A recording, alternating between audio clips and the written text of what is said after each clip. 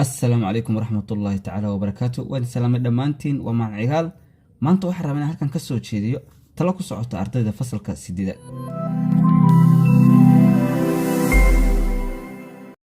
كسر هذا مركل مقالك وحن هاي فصل كسيدات محن سمعية وحن ربح الدو إلى هي إن كل وداقو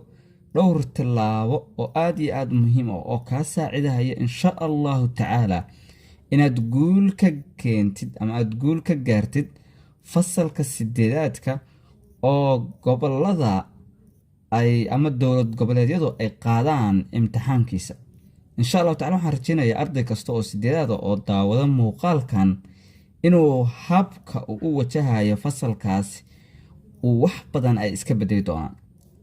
waxaan rabaa inaan kula wadaago haduu ilaahayno ilaa 5 qodob qodobka koobaad waan rabaa inaan la wadaago fasalka sideedaad wuxuu noqonayaa sharaxaada casharka si fiican u dhageyso waxaan ognahay in ardaydu badana markii fasalka ay yimaadaan ay iska sheekeeyaan iyadoo waliba macallimiintu ay ku mashquulsan yihiin sidii ay u gudbin lahaayeen casharkaas marka haddii aad doonaysid inaad guul ka gaartid fasalkan waa inaad si fiican ula socotaa macallimiintaada iyo sida ay maadada u sharaxayaan waa inaadan ka harin oo haddii lacala aad dhowr daqiiqo mashquul ku galo isla markiiba inaad si dhaqso ah maskaxdaada u soo celisaa oo aad diiradda saartaa waxa laga hadlayo in aad fahantid marka qodobkeena kood wuxuu noqonayaa sharaxaadda si fiican ula soco qodobkeena labaad hadduu ilaahaydma oo aad guul ku gaari kartid fasalka sideedaad inta aad dhiganaysa hadduu ilaahaydma waxay noqonayaa مسؤولية iska saar qurxinta farta arda badan oo aqoon fiican leh oo aad iyo aad aqoontooda u fiican tahay ayaa sideedaadka ugu dhaca sabab la xiriirta fartooda oo liidata marka arday walba oo sideedaada waxaan kula talinayaa in uu iska qurxiyo farta uu qorayo markii aad rabtid inaad maadada qortid macallinku maadada uu sawirda saaro وارتنا بوغا مادada ku qortid iyo taariikhda iyo ciwaanka waa inay waxaas oo dhan ay yihiin wax hadhow si sahlan u akhrin kartid oo far waaweyn ku qoran oo hoos ka xariiqan oo casharka iyo ciwaanada la kala fahmi karo oo fartaada qofka laga yaabo inuu exercise ka saxo macallinka ama uu imtixaan ku saxayo ama se buuga qofkii damcaan kormeer ah inuu akhriyo inuusan dhib ku arkayn oo ku dhib mudanayn oo fartaadu aysan wax la akhrin kara aysan ahayn marka fartaadu waa inay noqotaa far quruxsan oo cid walba akhrin karto mas'uuliyad gooniyana waa iska saartaa sida aad fartaada u qurxin lahayd arday qodobkeena saddexaad wuxuu noqonayaa maadooyinka kugu adag waqti badan gali waxaan ognahay in ardayda fasalka sideedaad dhigata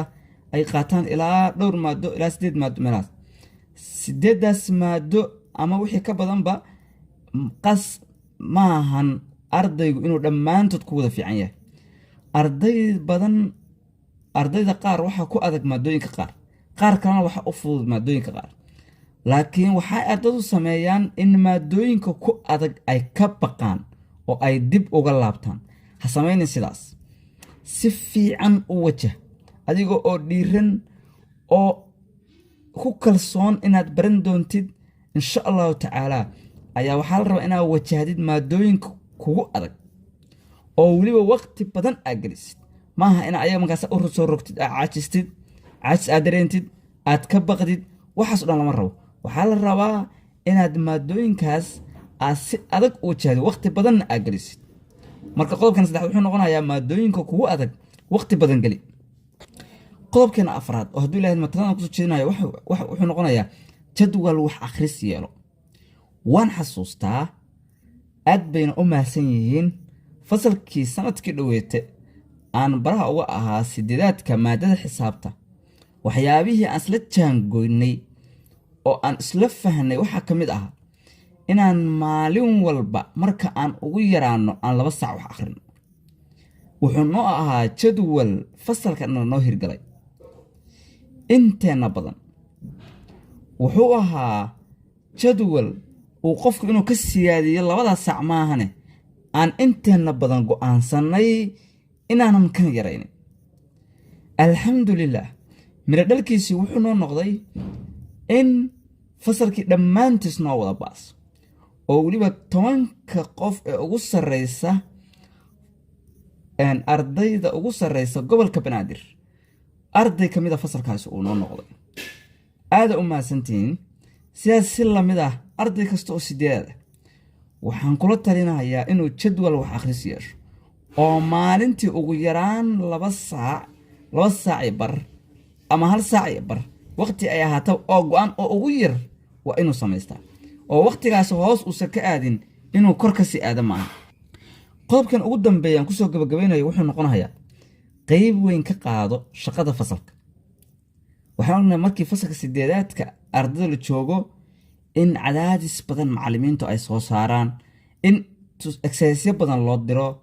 in laga rabo su'aalo badan ardayga la weydiiyo waxaad arkaysaa arday badan oo fasalka gadaashiisa inay fariistaan arday badan waxaad arkaysaa isku dayaya inay ka dhuntaan su'aalaha arday badan waxaad arkaysaa exercise ka guurinaya fasal kale qof kale ka guurinaya waxaasoo dhan wax loo baahan yahay waxaasoo dhan waxyaabo gadaal ku geynayo waa qofka dadka ugu dambeeya ayay ka dhigayaan marka waa ina adigu aad qayb ka qaata shaqada fasalka socota intii aad qof layli uu soo qortay ama exercise uu soo qortay aad ka guurin lahayd fasalka gudihiisa fadlan qofkaasi raadi galabkii ama meel ku ballama ee ka wada shaqeey taas ayaa ku dhaanta inaad ka guurisid qof wax uu soo qortay inta fasalka ugu timaad sidoo kale inaad su'aalaha ka baqdid adoo waxba soo akhrin fasalka soo fariisatid waxay kugu noqonaysaa ceeb weyn iyo dib u dhac marka waa inaad samaysaa wax akhris fara badan su'aalaha la dhigo waa inaad si fiican u soo fahantaa layliga waa inaad ka soo shaqaysaa shaqada fasalka ka socota su'aalo weydiinta exercise ka shaqaynta maxaa la yiraahdaa wax kasta oo fasalka ka socda xataa macalinka kaliya ma waa inaa koox wax isku weydiisiin waxaas maxay ahaayeen waxaas fasalka shaqada ka socota dadka waa inaad fasalka shaqada ka socota waa inaad qayb ka noqotaa aad baa ugu mahadsantahay daawashada muuqaalkan asalaamu calaykum waraxmatullahi taala wabarakaatu inaad muuqaaladeena si bilaasha ku daawatid waa mid aan ugu talagalnay oo waqti badan gelinay laakiin inaad hal subscribe nagu caawiso waa mid qaadanaysa wax ka yar hal